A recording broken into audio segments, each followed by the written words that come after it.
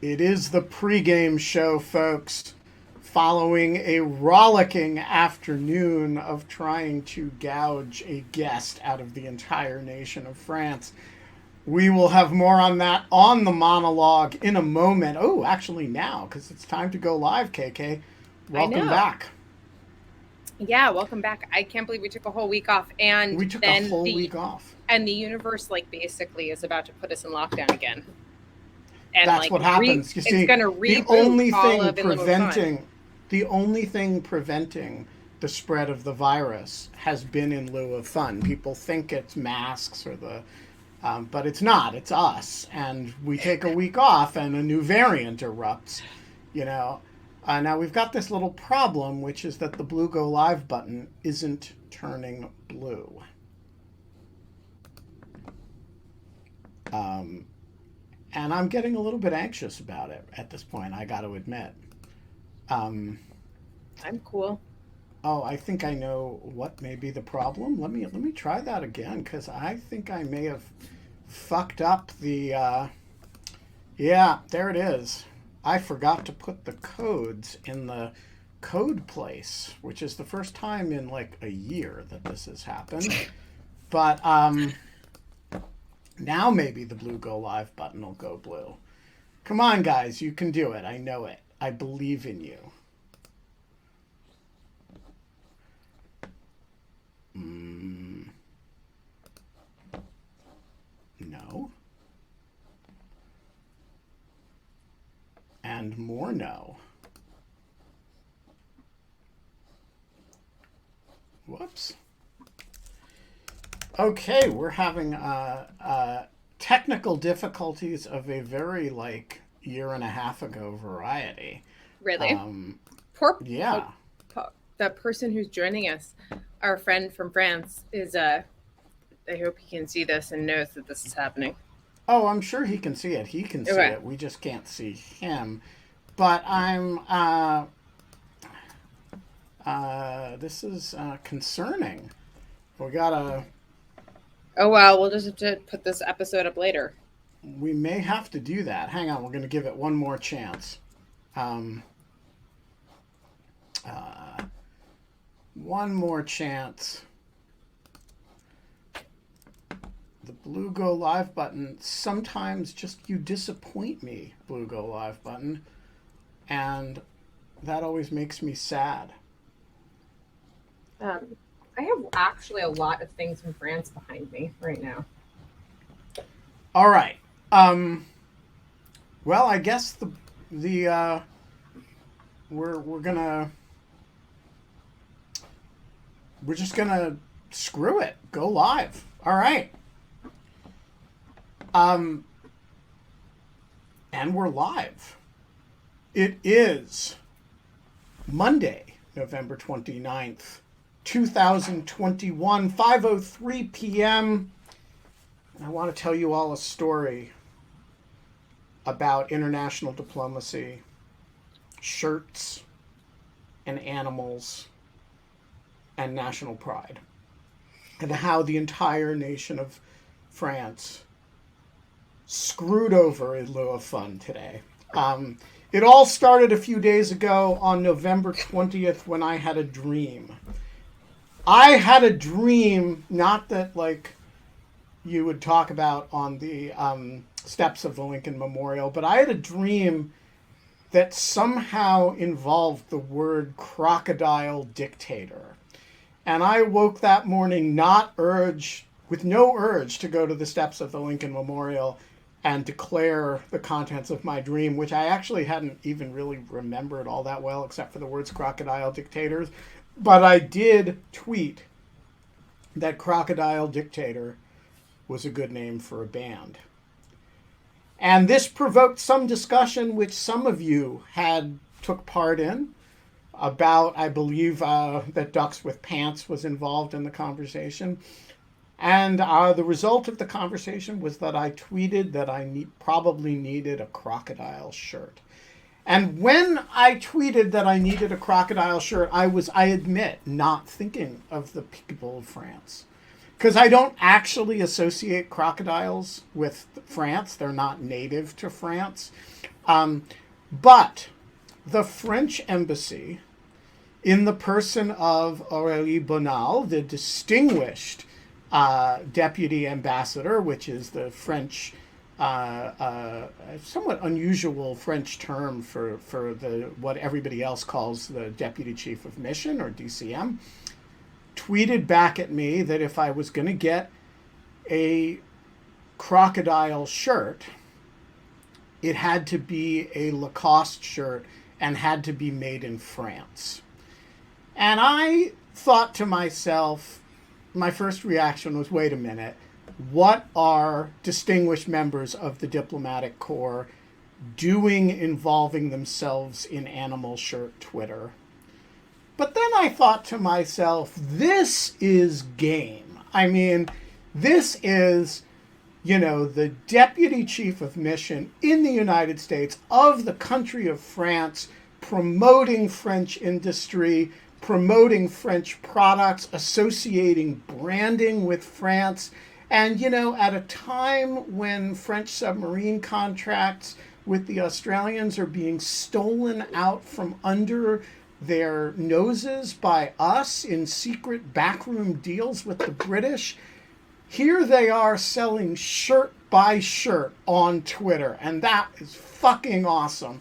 And so I ordered a Lacoste shirt at Deputy Ambassador Bonal's choice. She suggested the shirt, and I promised that I was going to wear it on in lieu of fun when it came, and god damn it, it was going to be Bastille Day in November on in lieu of fun. And that was last week, and that was the high point of this international incident, when everything was working well, all the countries were playing together nicely. But then, as international negotiations tend to do, it kind of deteriorated, because came around today, and I don't know whether there was like a memo from the Embassy of France to every French person in the world not to go on the show.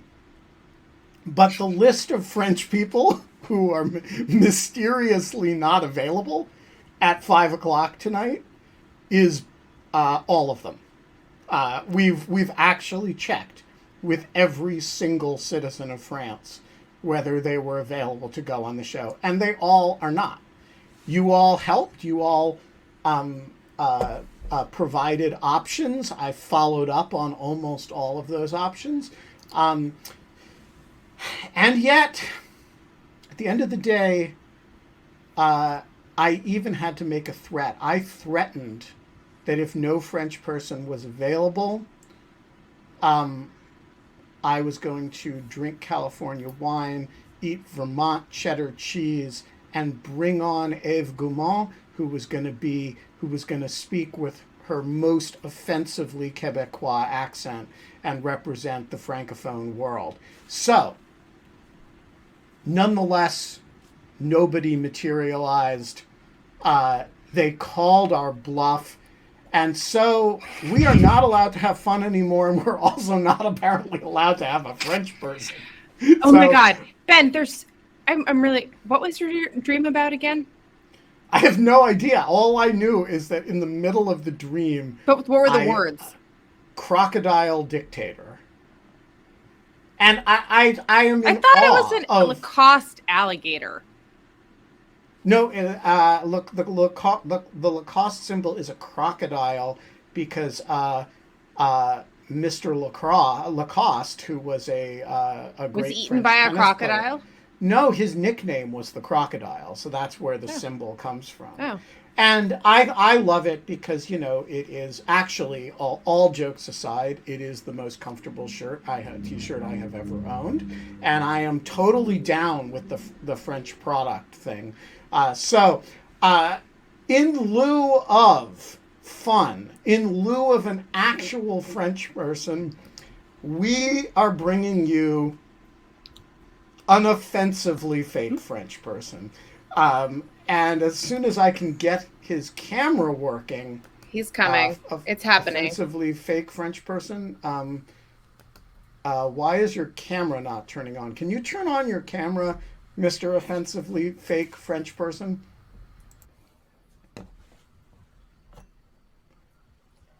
I can hear him. I can hear him too. But he's not showing up for me. Yeah, this is so a part of the old. And Oh we my are God. going to bring on. Now no. he's gone. We are also going to bring on Eve Goumand to talk about the French national dish and the important food and language matters in France. Can I just for like a moment? Thank you. Oh, Ev. Hey, sorry. Hello. Nice to see you. Not the right one. We have so you are not the person that we had in mind, but welcome to the show. I like everything almost on the shelf is like from France. I have this which Eve is not. Yeah, wait, no. Shh, don't ruin my dream here. Like, she can be French. I heard once somebody in France told me that when they hear Quebecois speaking French, that it sounds like a teddy bear talking in French. that was what I was like, what does it sound like? And they're like, kind of like a teddy bear speaking. Oh, wow. Well, like, it's super kind. It's not normally the way they described it. Like, it's more often like old peasant style. No, that's not teddy bear is the first time I hear that. But yeah, go ahead. Oh Charles!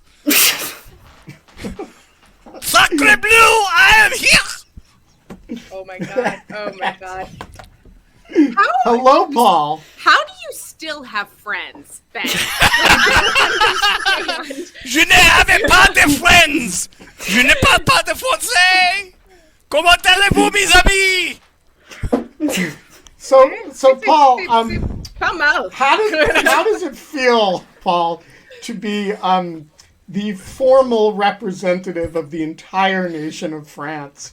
I feel sorry for France! They are in such trouble tonight! If I am the best that they can do, they are in really deep kimchi, which is Korean. Yeah. Oh my god. Well, Paul, Sorry. it's really nice to see you. You don't have to keep this accent up the entire time. In fact, I beg you not to. That is good, because I cannot. It's a But there you go. But, oh my god, this is great. I love a good commitment to the bit. I think it's a great. I have like a cheers to your commitment to the bit with my not French. You like the mustache? And I I've do, got it's this very nice. puffy little French thingy going on here with the beard. And Yeah, it's excellent. Yeah. It is really good. I mean, I'm very impressed. Ev, what do you think? Does it sound? I have this when I was in France. I've talked about this for a couple of months. People, I'm also opening my blue cheese. People were talking about. Again, they explained to me the accent, but then they did the American accent to me, and it is almost uniformly like a California Valley Girl accent. Like that is overwhelmingly what Americans apparently sound like. Can you do a French accent or an American accent? If I'm trying to mimic your accent, no, I can't. No, I definitely Really? can't. No. Oh, interesting. We should have. Remember who is great at that? Is Lenny. We should have her back. Oh yeah. I mean, that was amazing. No, she's amazing. She have you seen her? She's the Scots word of the day, but she's like just in college at St Andrews in Scotland, and she's from Scotland, and she studies language and Scots, and is amazing at all languages and accents, and like she'll speak in the thickest kind of like it's almost indiscernible Scots as English, and then she can switch and talk in Southern American or like LA. I don't know. It just is very good. Anyways, Paul, it's nice to have you. Hi, great. Ev. Hey, it's great to be here. Thank you. I want to tell you about the French wine I'm drinking Oh yeah.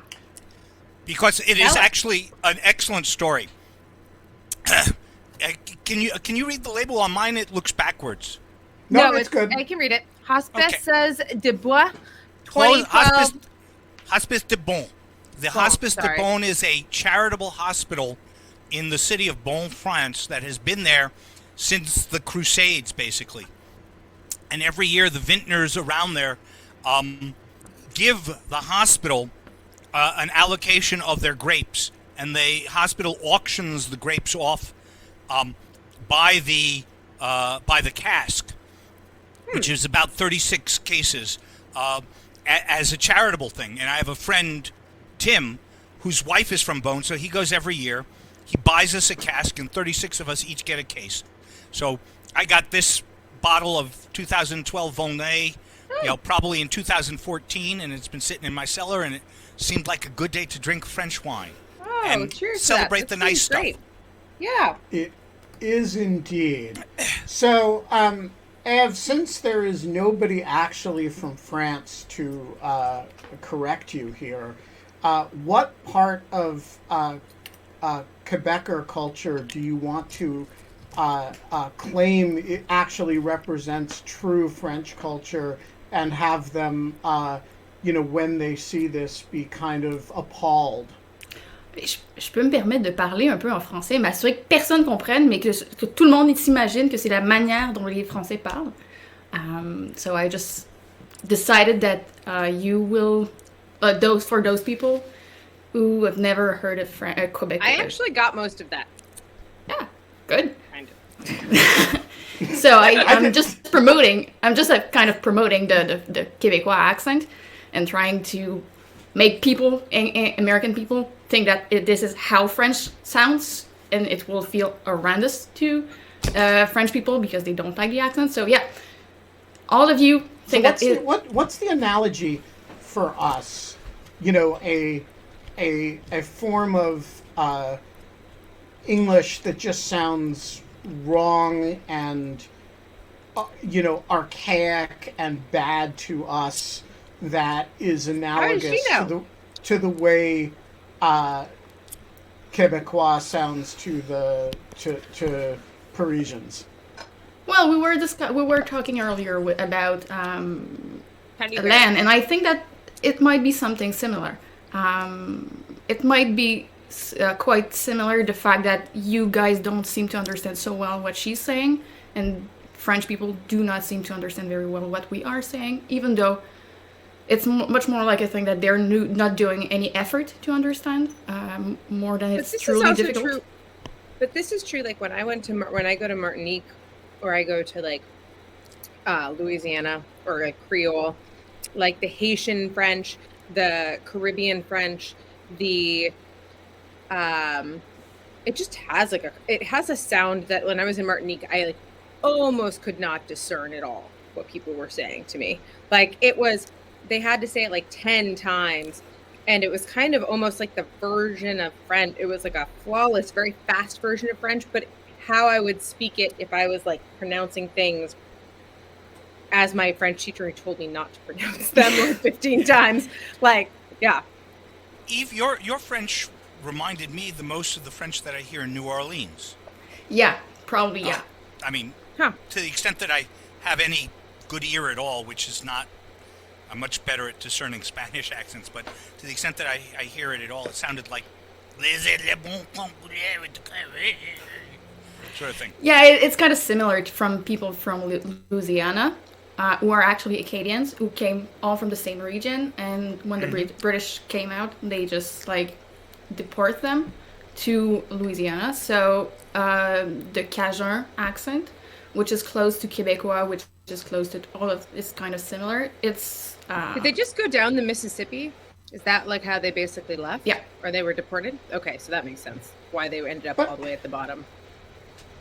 But help me out with this. So when you talk to Parisian, sort of high French culture people, yeah, they describe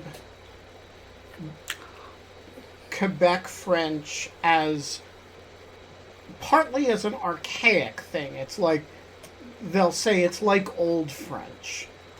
Yes, it's not true. It's not true. So what do they mean by that, and what is the reality? Like, this idea comes from the fact that they think that the French language has not evolved, and it's the history mingles with all of this story, and it's just pure invention of their mind. The first French people that came here didn't sound like we are sounding now. Our language has evolved. Their language has evolved. And yeah, but they like to think that we just like haven't frozen time. Yeah, that's how the way they like to see it. It's not true. It has been proven many times that it's not true, that our evolution is. And what when people study French in Canadian schools, when Anglo Canadians study French, what French are they studying? It really depends. Depends who the teacher is. There's not so many teachers from Quebec actually going in the rest of Canada to teach French. So, but when it's the case, they learn Quebec French, and when it's people from France, well, they learn French. But to be honest, their French's class kind of suck, and they are able to say a few words, but not much more than that. Yeah, all the Anglo-Canadians I know, a huge number of them claim to be bilingual but don't actually speak French, whereas all the French Canadians I know speak English. We don't have choice. Like, we have to read in English, we have to do everything in English, as opposed to them where, like, they can perfectly live in only one language. And, like, to be hired by Canadian government, of course you have to be bilingual in theory, but the test is very different. In one, like, the bilingual test for an Anglo guy is the French test for someone speaking English is way easier than the opposite. Yeah, which is fair. But you have a most interesting guest eye, so I will let the floor to him. No, please stay along. So, do you want to see? Hold on, I'm gonna show you all of the things that I got when I was in France, because I did this that you would actually, I think, Paul, you would love this. Actually, Ben, I know you would love this. I went to all the marchés, like the puisse, like the flea markets in France when I was there in the south of France, and I would collect all of these little French things. So I made a point of getting all of the different size these Opinel knives. Now armed. Yeah, and then see, this is Kate exercising her Second Amendment rights. Yeah. They're much less violent than everybody else's Second Amendment rights. And then these little corkscrew pocket knives will go out. But I was walking in one of the things, and my friend found this, which has to be the best find ever. This is called Bébé Écriel. It's baby squirrel. And it's an entire book about a girl who finds and adopts a little red baby squirrel, which is, I can't imagine why that appealed to you. Yeah, it was something that happened to me, and it's just so cute. Look at that little cute squirrel family. I mean, come on. Anyway, so that was my. I have tons. I don't know. That is I would highly recommend that as a way to see a new country. By the way, just going through the children's books. No, that is actually true. But going to the little markets, the really old stuff, it makes you have so much perspective about how, there's Roman artifacts in French in Parisian markets. It's crazy. Yeah. So Paul, are you getting a lot of opportunity to practice your French in Costa Rica? Not so much. I speak Spanish actually pretty well at this point. I mean, not like a native, but I can get along. My goal is actually to be able to understand the upcoming Costa Rican presidential election in Spanish. Oh, interesting. Which I really can't. I mean, I can order at a restaurant. I can go to the gas station. I got much of that, but I'm still not tracking when they talk economic policy or tax policy. I mean, and I would like to, because it's important. And and their next election is in April of the or May of the coming year.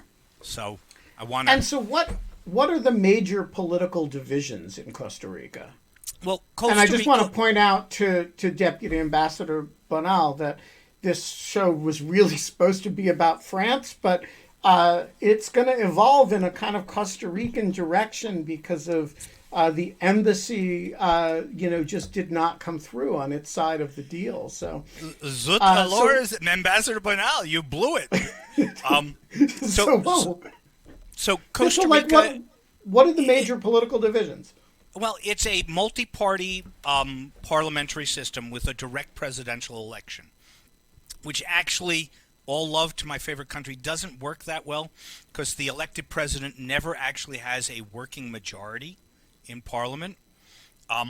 The major parties in Costa Rica span from what you and I would consider near communist left, ex-communist left, to a center-right-ish, libertarian-ish, pro-businessy kind of party. There's an evangelical Christian party as well that's kind of not on the same spectrum. So we've got a communist party, two really pretty competitive center-left parties. And when you say a communist party, do you mean like an authoritarian Marxist-Leninist party, or do you mean they've kind left of that left behind. socialist party? Very left, very more than socialist, more like government should run the factors of production sort of thing. They are a minor party. The three major parties are two center-left parties and a centrist kind of Christian Democratic Party, which reminds me a lot of the way the Christian Democrats used to be in Europe, where they're not really that left or that right. They're just kind of for good governance.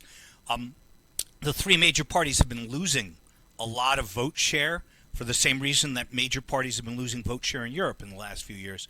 It's really hard to get stuff done. In the last election for president, an evangelical snuck into the runoff, and that was quite interesting. Costa Rica is a Catholic country, and Catholicism is the official religion of the country, and I'm going to get the name wrong, but the Central American Court of Human Rights issued an opinion just before the election demanding that Costa Rica and other countries in Central America recognize marriage rights for gay and lesbian citizens. And that was quite a sea change, and there was this upswelling of resistance in Costa Rica, mostly traditionally based. I mean, Costa Rica had actually already met the law and was allowing gay marriage, but that drove the evangelical kind of into the runoff. He did not win. The center-left Carlos Alvarado won, and he's been the president for the last years. They do not allow re-election, one term only. So right. It's like Mexico. Yeah, so it will be it'll be an interesting election, and like I said, my real interest is in having enough Spanish to be able to understand what's happening to me, what the tax policy is, whether they're going to change the rules for residents. I like it. I like speaking Spanish. I wish I spoke French well. Sorry, Eve. Sorry, Ambassador Bonal. That's I kind of want to.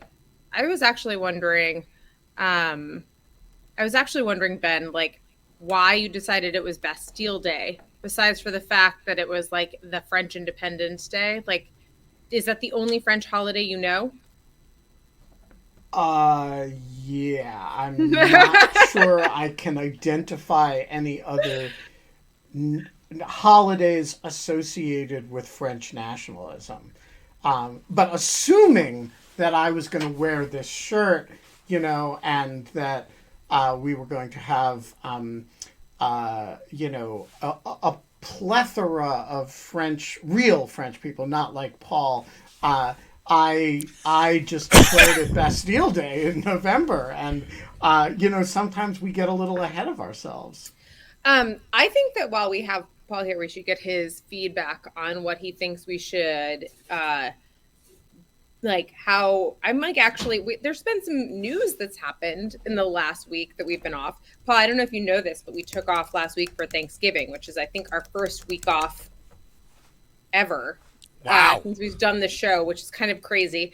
But now we're back. And in the meantime, one of the reasons, in lieu of fun, was every single day was we were all in lockdown. And so people were very available to just come on and shoot the shit with us and talk about whatever. But now and that was starting to wane. It's getting harder and harder to find guests at the last minute because people have actual lives and plans now. Particularly French guests. And which is weird because France is they're really hard to find now on my map. But there's anyways, but I was gonna say that we I'm kind of trying to figure out whether or not we should start a season 2 for the Omicron. For the new well, we're already in season 3 on the podcast, so I declared that every 250 episodes it's a new season. That seems right. Wait, really? That's funny. Yeah. Okay. So we're in season 3 after we went to 500. But I'm really curious, what do you are You excited about Omicron? Yeah, right? No, I feel like people started not excited about it, but people started to be, I just don't know anything. I haven't been, I don't know. I'm reading everything I can read. I was in New York last weekend. I went up. I went to the the Museum of Modern Art. I had dinner out indoors in a restaurant with my nieces. And then we went to hear Joshua Bell play Beethoven's Violin Concerto at the New York Philharmonic. That sounds good. How was it? He was absurd. I mean, he's pretty great. He is. I mean, I'll tell you all about that. But the thing about it that really deals with your direct question, I'm happy to talk about. I'm listening. I just have to go grab something out of the oven. Yeah, is that it was like being normal. They asked everybody for a vaccine card when we came in. People in the theater and in the museum were wearing masks, but obviously not in the restaurant. And I almost overdosed. We were there only 36 hours, and we were doing all this stuff, and it was too much, actually. But, and that was before, Omicron came out on Friday, and we'd already planned this. And so now I'm thinking that this is my first and last gasp of normality. I hope that's not the case. The reality is, here's the reality. We just don't know. It's too early. I read one report out of Israel today that suggested that Omicron was highly more transmissible, but a lot less virulent, and that would be perfect. But that's actually the natural progression from an evolutionary perspective of viruses, right? Yes. They get the optimal position for a virus is to be incredibly easy to transmit, to last a fair bit of time in a person so that they transmit it a lot, but not to kill the person, because once you kill the person, you're not transmitting anymore. And so viruses do tend to evolve toward lesser lethality and virulence and greater transmissibility, hence the common cold. That would be ideal if it could, but we really just don't have any data. There are 3 things. It's transmissibility, it's lethality, and it's ability to avoid vaccines and antibodies. I haven't seen anything on that last one. Have you? No, there's a suggestion that the mutations are of the sort that look like what some doctors think would be vaccinable avoidance. There's a suggestion out of Israel that it's not lethal. There's a strong suggestion out of South Africa that it is highly transmissible. That's just, we have, I think it's going to be wait and see. The really good news, or such as it is, as Steve puts it in the chat, the next mutation could be more severe, and then where it transmissible with a bad mutation is even worse. But the only good news I've seen about this is that Pfizer says, you give us the analysis and we can have it takes 100 days. Yeah, and in my I life, saw that too. That was amazing. I've come to like that. I mean, Mike is right. We don't have enough data to say any of this. We're all speculating. But of course, Mike, we're just not gonna skip speculating because, I don't know about you, but what I'm really worried about is frankly, the breaking of human spirit. There's a lot of politics and silliness in anti-vax mandates and anti-mask mandates, but there's a significant fraction of that is we just can't keep doing this. No matter how much we have to, we just can't keep doing this. And I can't tell you how liberating it was on Saturday to sit in the New York Philharmonic in a completely filled theater with everybody wearing masks, except like Joshua Bell was not.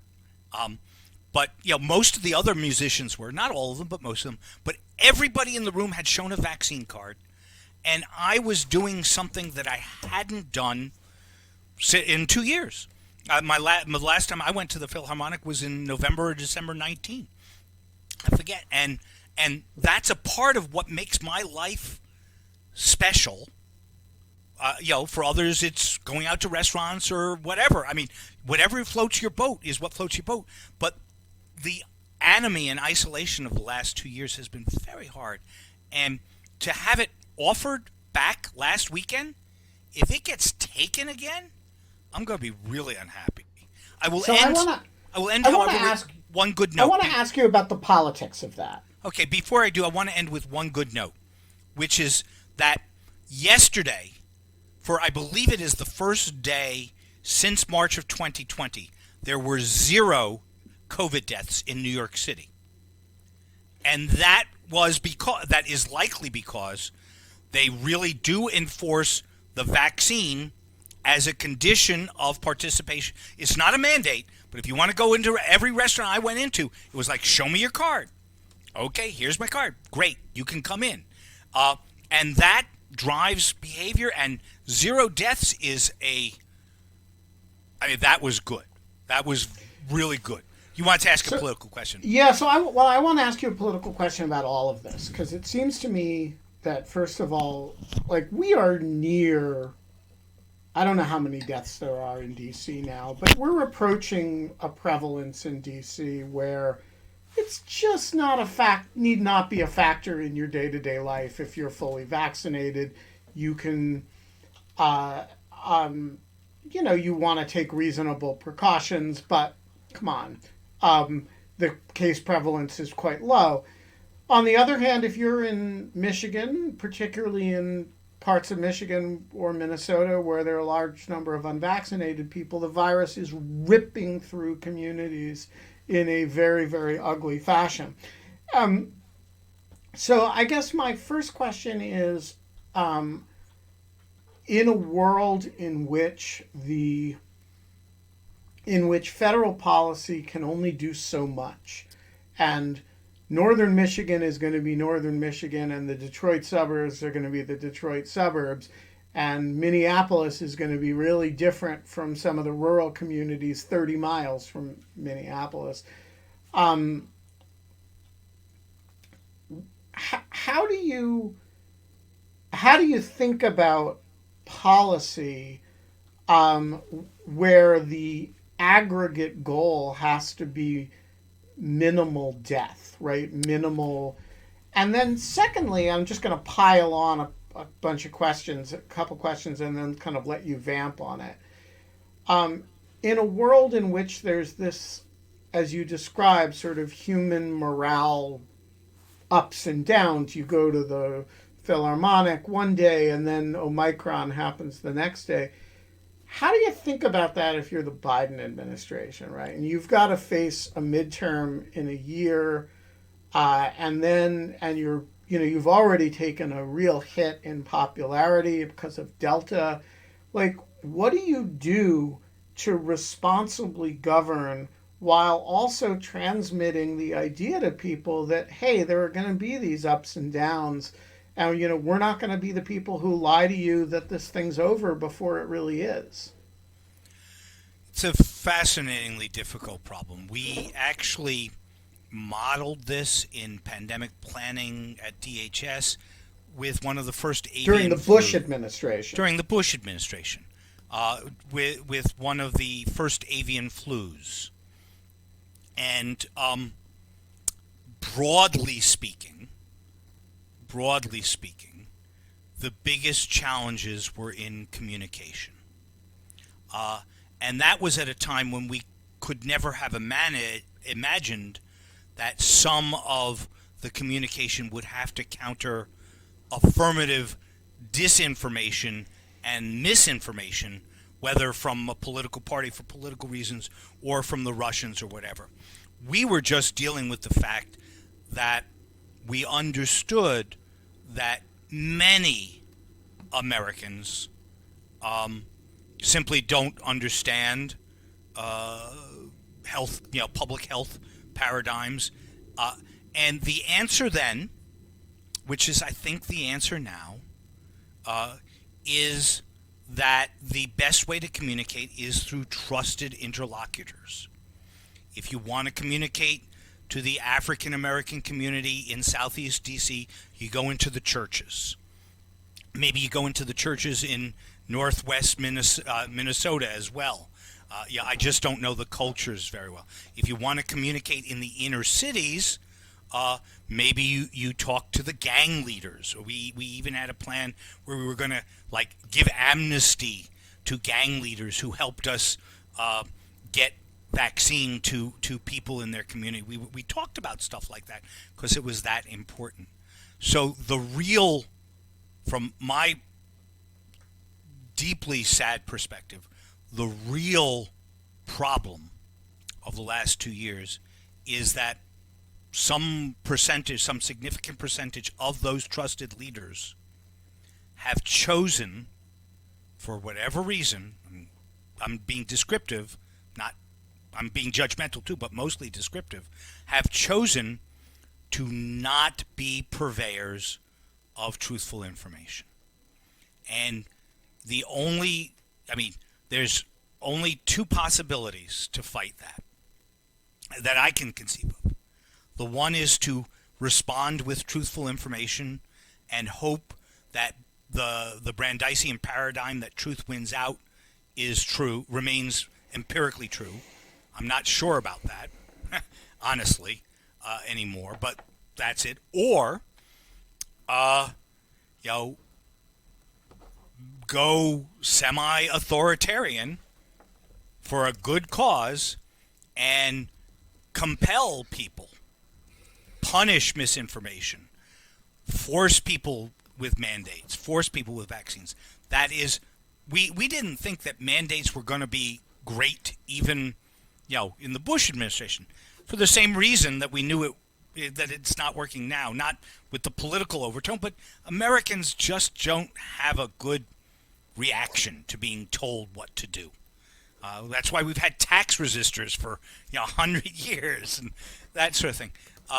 So, all of those problems compounded by the foolishness, I will say that, the foolishness of some of our leadership, Republican leadership in particular, in the last year, has just made this impossible to do.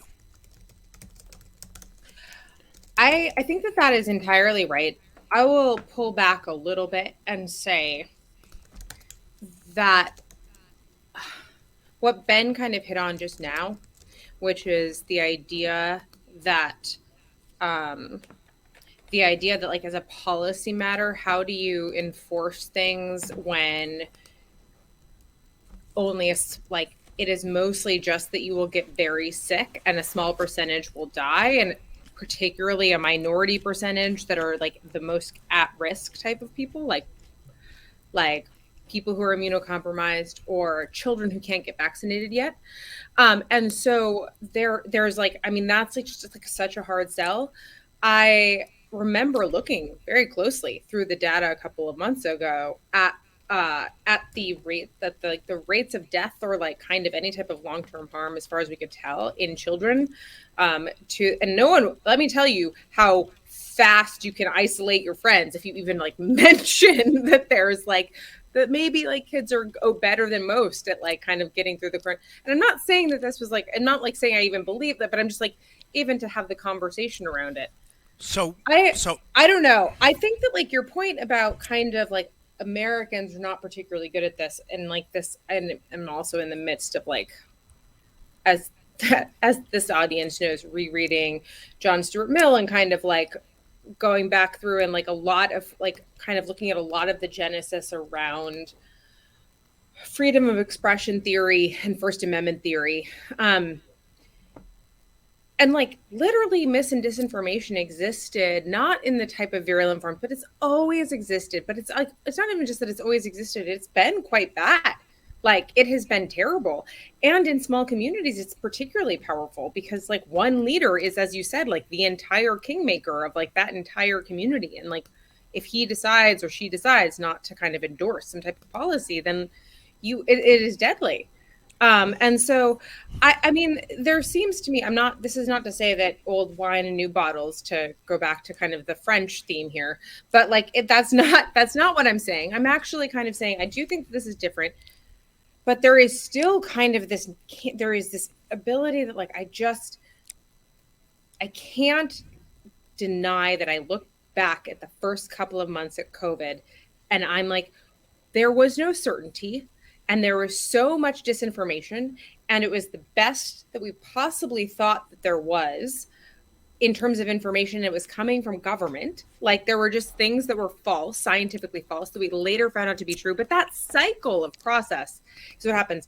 I think that when you and I and everyone else is talking about this, you're talking about levels of intentionality about people who decide that autonomy is more important than the public good. And that they're going to, there's an intentionality of like the self above all else. And there's an intentionality of like being a troll and wanting to sow disinformation because for like disinformation's sake and being an asshole. But like, we really think that there's that much certainty out there yet? You know, I don't think there's a lot of certainty, as our discussion of Omicron tells us. Your comments actually make me want to even broader than the lens a little more, which is to say it this way. I think that there's always been misinformation, disinformation, trolling, people with bad intent. I think that what kept it all in check, more or less successfully for the last 250 years, was the existence of all sorts of mediating institutions that were intended to calm the waters. If you were a anti-vax troll and you went into the bar and spewed your anti-vax stuff about polio, the guy on the next stool would say, "Oh, you're crazy, Jack," and the person on the other side of him would say, "You're nuts." And the social constructs that are, to be sure, rigidly confining, because they also shut down all sorts of creativity and change. Sure, but the social shaming mechanism. Churches,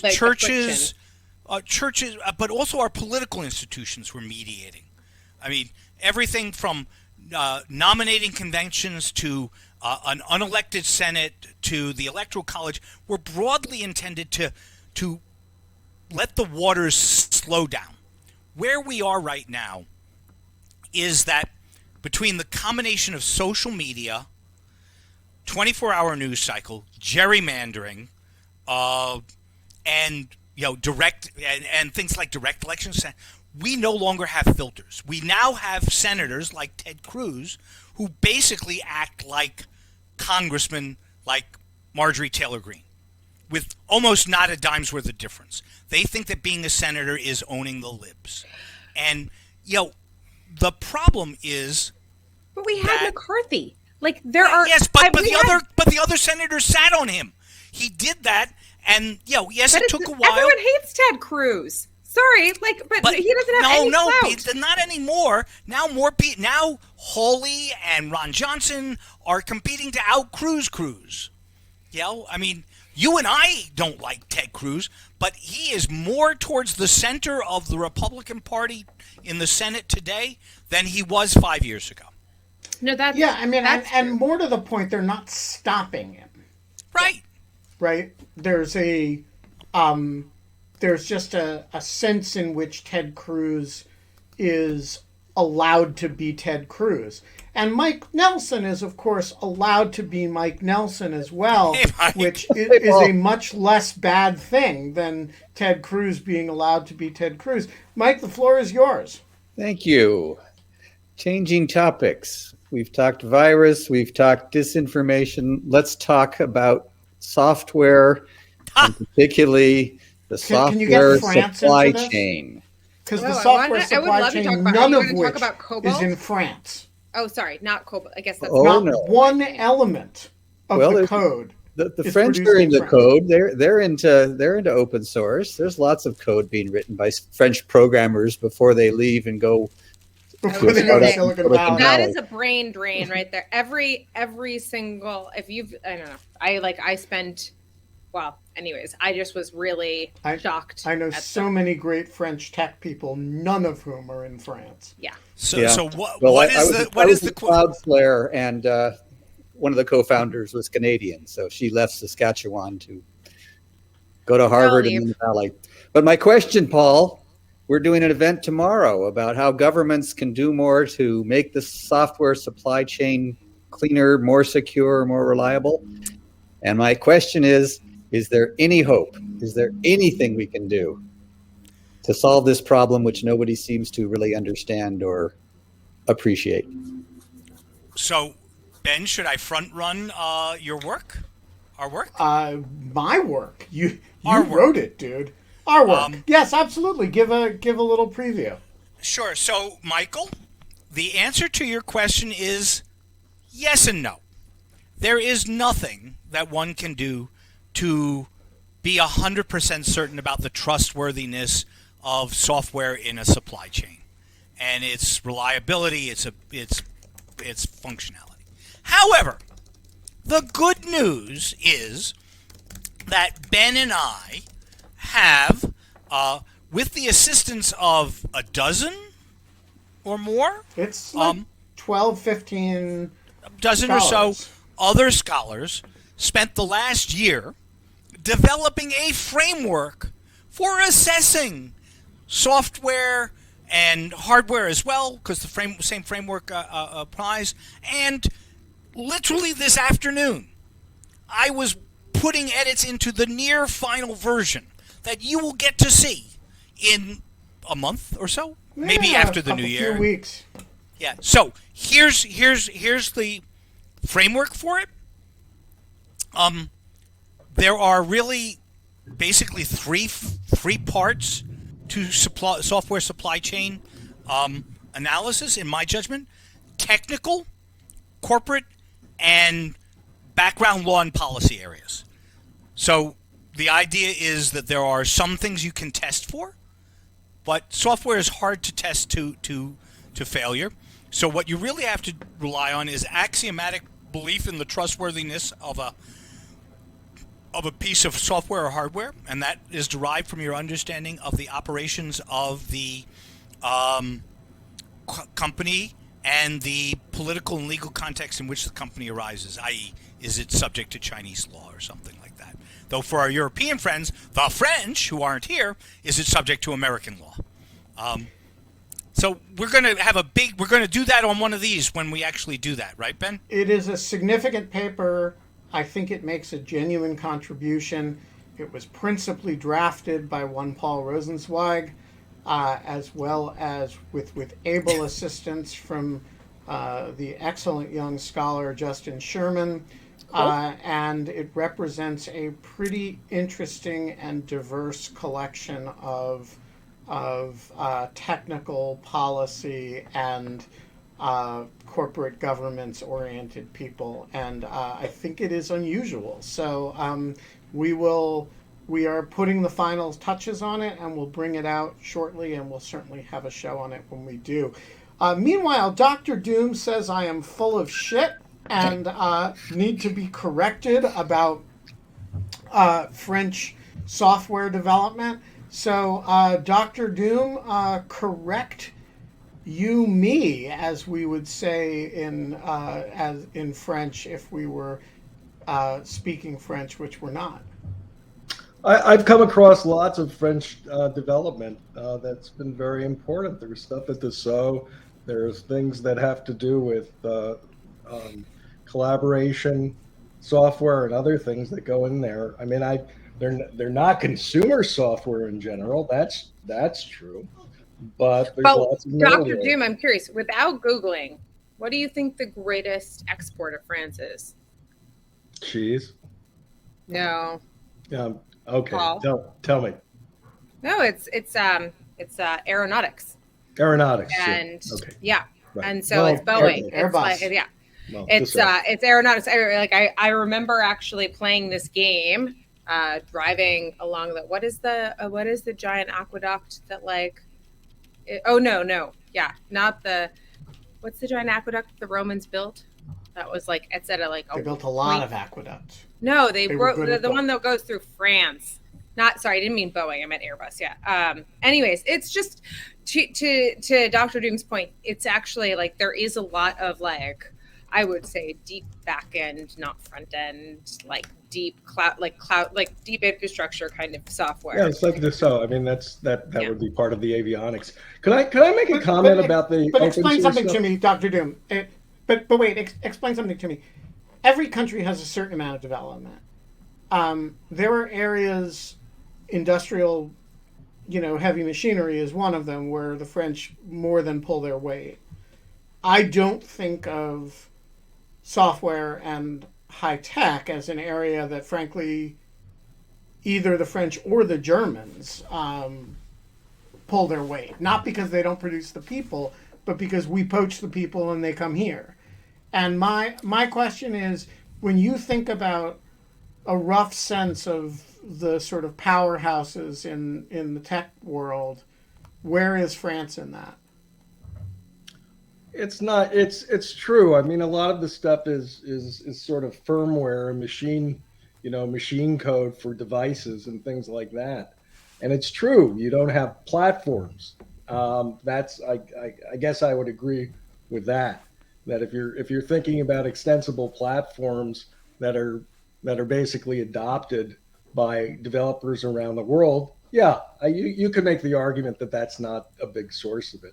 But as software is embedded in everything, I mean, literally embedded in everything, there are very, very significant development communities virtually anywhere that stuff is being made.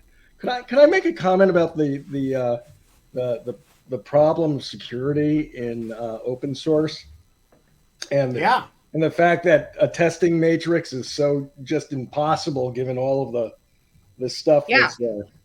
So, anonymity in certain political contexts, I think you can make an argument for, and that there's value to it. But in the development of software, particularly ones that a lot of other people are going to have to depend on, and the potential injection of stuff that can have very subtle effects and can be very intentionally less than benign, I would argue that one of the things that should happen is that verified identification of anybody who's making a submission to these important code bases in such a way that there is a very, very strong ability to identify the developers who submit. So if in fact anything happens that some error, which is determined to be intentional, flows into these large open source things, you can say this person did it, this country did it. MF, I'm with MF in the comments. Like, I think that that's like a great idea, but like, this is a classic trade-off between like the benefits of anonymity and innovation, and with against security and and responsibility. And like, frankly, like, you're gonna always have to do a little bit of yak shaving every time you get to some type of like really hard software problem that, like, I don't know. I think even within companies, there isn't a lack. There is a huge, even within companies and within industry, I am constantly shocked at how much wheels are reinvented in software and firmware industries, because there's no institutional history, and and people leave the company and they don't write up an exit strategy saying why they changed the code and what their reason was or what they were thinking. But I gotta say, you know, as somebody who currently has on my plate a major development project, and I have to decide whether to use an open source platform or a closed source platform to do it, the inability to do exactly what Dr. Doom says, which is to isolate who's making the contributions that produce security issues in the open source platform, is actually a factor that you think about. And it goes to exactly the issue that Paul and I are talking about, which is the trustworthiness of the system, because although it is open source, which is ostensibly a real security good, it's actually totally unaccountable because you can't figure out where errors are coming from. And it's a very complicated interaction of the virtues and vices of the open source environment. We are going to leave it there. Zut alors! Merci beaucoup for the invitation. You are a great American, I'm a great Costa Frenchman. Rican, and a fabulous Frenchman. And I admire so deeply your commitment to the bit here. There's just no screwing around with this one. Kate, this has been the longest we have gone without a show since the beginning of the pandemic. It is lovely to see your face and hear your voice. It is very strange to not talk to you multiple times a day. That's it's weird. We do by necessarily, we talk for an hour every day. Yeah. To the nation of France, I have words. I'm going to keep it brief. You guys let us down today. You baited us into the show, and we had to put on a Quebecer and a fake Frenchman who's actually posing as a Costa Rican, but is actually a New York Jew. I mean, there's you do better, people. Do better, France. So I'm going to lay down a challenge now. Ambassador Bernal, you must be here a week from today. You know, I have invited Deputy Ambassador Bonal, and she says that she, as you will appreciate as a former senior government official, she is a slave to her press office. And the press office has not approved her appearance on In Lieu of Fun. Well, but surely she can find somebody French-speaking who lives on the East Coast of the United States within an hour or two. We are going to bring serious French people on the show. It's a deficit. We acknowledge it. We have striven for diversity on the show. With the exception of Camille Francois, we have not had French people. We're going to fix it. We're going to do better. And we will be back 22 hours and 57 minutes from now. And until then, KK? We're not allowed to have fun There's low-hanging fruit here. Boy, what am I supposed to say? But we are allowed to have French people eventually? So clearly that was the joke. Okay. I was going to go with, we're not allowed to have fun anymore. We're not even allowed to have French people. But eventually we will. And I believe they exist. Just like Tinkerbell. Just like clap your hands. Nation of France, do better. We'll see you tomorrow. Bye, guys. Bye, Paul.